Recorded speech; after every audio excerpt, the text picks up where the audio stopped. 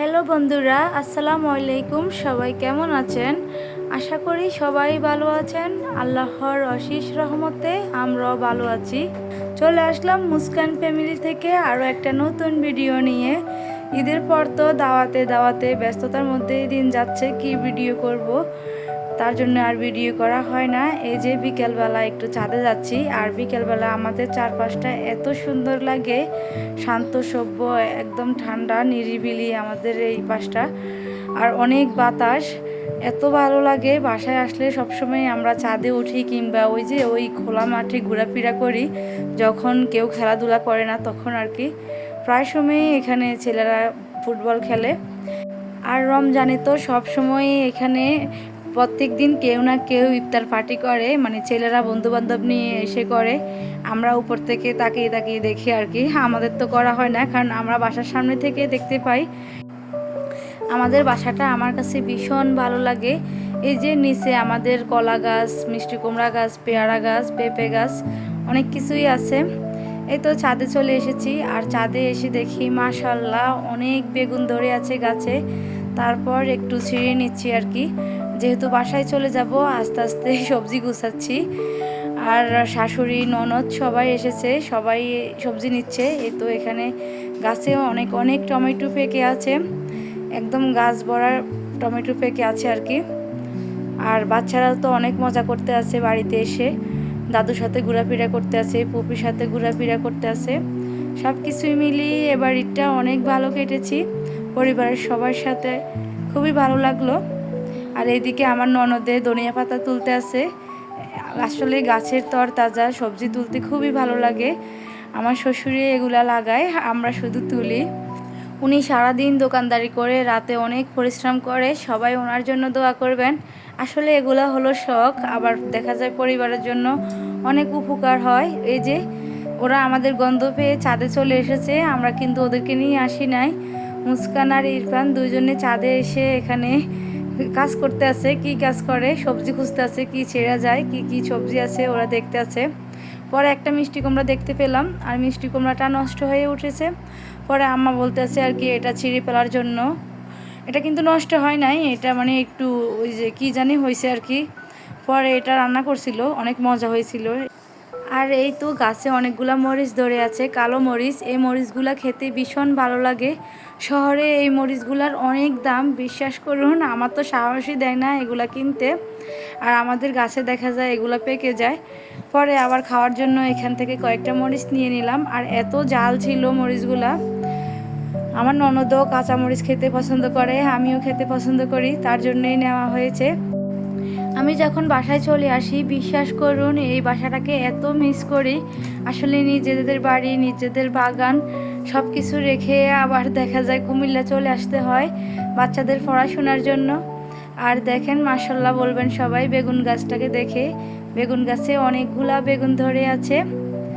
এই যে পরের দিন সকালবেলা আবার সবাই মিলে ছাদে এসেছি সবজি ছেঁড়ার জন্য, কারণ ওই দিন আর বেশি সবজি ছেঁড়া হয় নাই। এই তো এখানে অনেক রোদ ছিল। সকালবেলা এসে এখান থেকে আবার সবজি নিয়ে নিচ্ছি আর কি। আজকে বেশি করে বেগুন ছিঁড়ে নিলাম বাসায় আনার জন্য।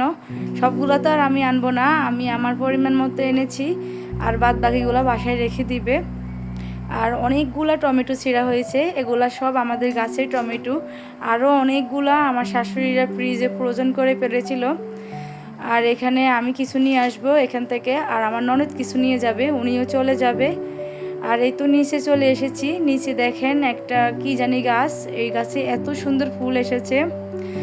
আর এখানে আমাদের মিষ্টি কুমড়া পাতাগুলা একদম কসকসে তরতাজা, লাউ পাতা, মিষ্টি কুমড়া পাতা দেখে তো এত লোভ লেগেছে। পরে সাথে সাথে ওই দিন আম্মাকে বলছি রান্না করার জন্য। ওই দিন আমাদের দাওয়াত ছিল, তারপরও বলছি রান্না করেন, রাতে খাবো।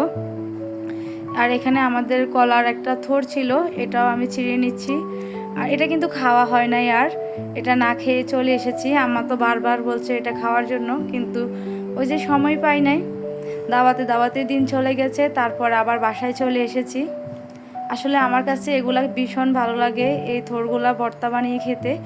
শহরে দেখা যায় এগুলো অনেক দাম। ইরফানের স্কুলের সামনে তো এগুলা বিক্রি করে, কিন্তু ওইখান থেকে তো কিনা হয় না, কারণ আমার এগুলা বাজার থেকে কিনতে ভালো লাগে না, গাছ থেকে পেড়ে খেতেই ভালো লাগে। এই যে এখানে বাচ্চারা রেডি হয়ে গেছে, দাওয়াতে চলে এসেছি।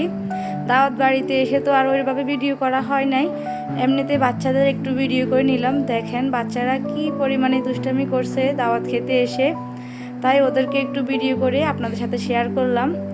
আর মুস্কান বুড়ি তো অনেক সুন্দর একটা জামা পরে এসেছে, তার দুলাভাই তাকে গিফট করেছিল।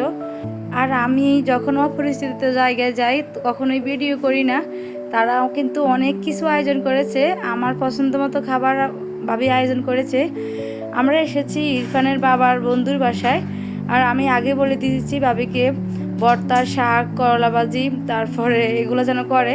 ভাবি আমার পছন্দ মতো সব কিছুই রান্না করেছে, তার পাশাপাশি তো আরও অনেক মজার মজার খাবার রান্না করেছে। রোস্ট, পোলাও, চিংড়ি মাছ, গরুর মাংস, অনেক কিছুই ভাবি রান্না করেছে।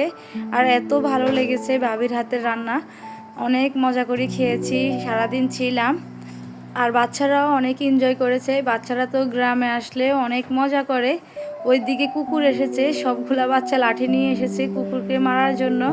ওরা এত দুষ্টু, যেমন আমার বাচ্চা তেমন ভাবির বাচ্চা, এই আর কি অবস্থা তাদের।